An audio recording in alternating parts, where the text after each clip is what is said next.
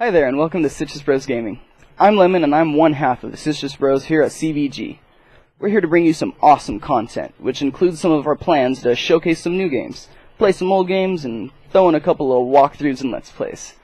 However, we will be bringing to the table a couple of our new ideas, such as Lime Sim's time-lapse builds, which is going to be shown somewhere over here. But to stick to those loose guidelines, let's get started with some of our Diablo 3 Reaper of Souls gameplay. So here we are picking out our character, and we're going to be playing as a wizard, mainly because I've played this game on the Xbox, I've played it on the computer, I've played it on the PlayStation 3, PlayStation 4, a lot of them. But I've leveled pretty much every single one except for the wizard, so just to add some new content for me and for you, we're going to play as a wizard. At the beginning you saw that we made it hardcore. Of course, that'll add some spice to it. Can't die, so don't die.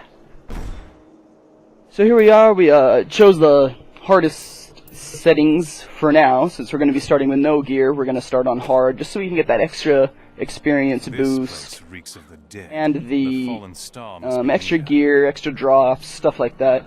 You can bring it back and pause it, and you can see what it does for you. But anyways, starting here for this beginning gameplay, it's all the same stuff in the beginning, so I'm sure you've all seen it. So a lot of the cutscenes and a lot of the fighting, when I have this one skill or two skills, I'll try cutting some of it out, just because you already know what's going to happen. I'm just standing there hitting the same button over and over, so we get some gear that we can look at, and some skills that we can actually work with, and set up as a good kind of strategy for a wizard in hardcore so that I don't die. And we'll be passing up some of the fighting like this. I've never seen anyone fight like that before. So anyways, as soon as you kill all of those guys, you're gonna run into this city and try and look for Leah, as she's one of the main people in this game that you're gonna be helping, and who also helps you. Now right here is a big part. I picked up that book right there. It's a big thing to pick up all of these. One, for people like me that like collectibles. And two, because as you can see in this other book, when you pick it up, you get experience from it. And when you're at the early levels, all of that experience definitely adds up. If you go the whole game without collecting them versus playing them with it, you'll progress a lot farther, and it'll be a lot easier for you too, actually. So I picked up both of those books. There's two in there. It'll go into my library as well as give me all the experience for it. You're gonna run back out here, and that's when you have to start fighting the witches. This is an interesting little part. It's just they threw it in here so that you can run along and kill things, but it makes you feel like you're doing a mission as well. Very, very good of you, Diablo. I see you, lizard. I see you. But anyway, so we're gonna kill those first people, and I got the little tiny simple dagger. At beginning levels, these stupid little items actually can double or triple your damage. So of course, just throw it on until you can get something better. This is where you can see I've already gotten one of my new skills from a new level. And we're just progressing on. We're trying to find the witches. It's pretty much, you know, the simple gameplay, like I said. Just running along and killing things. Just got another level right there. Of course, it comes with Shock Pulse, which I'm not a big fan of, so we're just going to leave it on our original skills for right now. Now here's a big thing. You always want to run into these cellars, because depending on what's in them, there'll be a ton of monsters, or there'll be loot. Right here you can see that there's an epic guy that you can kill. Of course, I don't want to die since we're in hardcore, so I run back like that. It's a big thing, especially with the wizard and the spellcasting classes, you want to run back. However, with my new skill that I used right there, it slows them, which is a good thing to do while you're running away from people and you don't want to get killed. So go in there, make sure you get the loot and kill everything, because who knows, there could be really good gear in there, maybe there's not, but you're still going to get experience out of it. And like I said, in the early levels, that's a really big thing. Once again, I found another damn cellar, so I'm going to go ahead and run inside here. And this is where you see there should be loot. However, I only got gold out of it, but still, it's still gold. When you do that, a trap comes out, making all of these dudes pop out. And when I stack those kills, it's going to come out to a lot of experience. So you're going to want to definitely go down there, open up the loot. Even if it is a trap, you know it's a trap. So, definitely not a tarp, it's a trap. So kill all those guys, move on, just like you saw I did. And get back on out there. We're going to skip a little ahead to a little farther down the line. This is the next witch that I have to kill. I need arcane power. Dead mother, whatever you want to call it.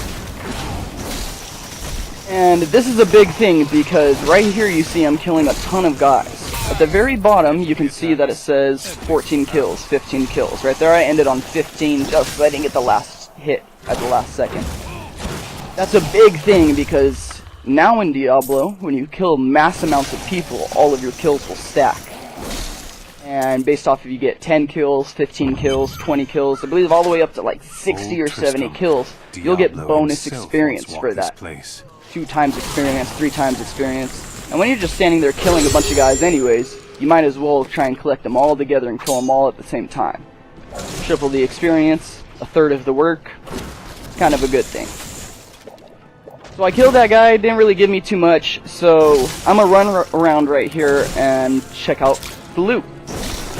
That's also a very big thing early game, is making sure you run around all these little corners, find all these little guys, kill the barrels and the trees, because there is a chance, especially with it being on a harder level, that you're going to get gear. So you're going to want to run around and check all of these guys that I'm killing. You want to check all the barrels, like I said, because who knows, you might get gear out of it. However, sadly, I don't think right here I get any gear, but just a good thing to get into. Just run around and search for things. Heard the rumors. It is a Blizzard game, so they're going to stick items to random spots. Finished all of the mothers, so we went back to town. There we go, I got level 5. And put on a new skill. So we have Arcane Orb now. Come. Here I'm going to take Leah, and I'm pretty sure we're going to stop just about here. We'll get to the gate, and we'll call this a good stopping point. We don't want this video to drag on forever, so, yeah. So, at the end of this, I ended up getting level 5. We'll go ahead and make other videos a little quicker and put more information into it. So here's my character. We saw that I didn't get too much gear. Did get a pretty good dagger here and some pants. And I did get the legendary ring, because I believe it was when you bought it at a certain time, or something like that, they gave you a ring for it. So I put that ring on because it's on all my characters. You saw all of the gear, and these are the skills. This is a big thing because for the skills, if you put on the increased tooltips, you can see all of the numbers and the damage that it does for you.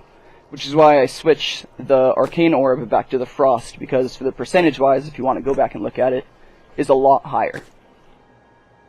So I want to stick with most damage in hardcore. Anyways, here's just a list of all of my stats, just in case you want to look at them while we progress on. See how much level 10, level 15, level 60 will get me. So these are all the beginning stats, just to reference to later on in the game. Anyways, that's where we'll call it, and hopefully we can see you back in for next time. We'll continue right back here at the gate. And until then, we'll see you next time.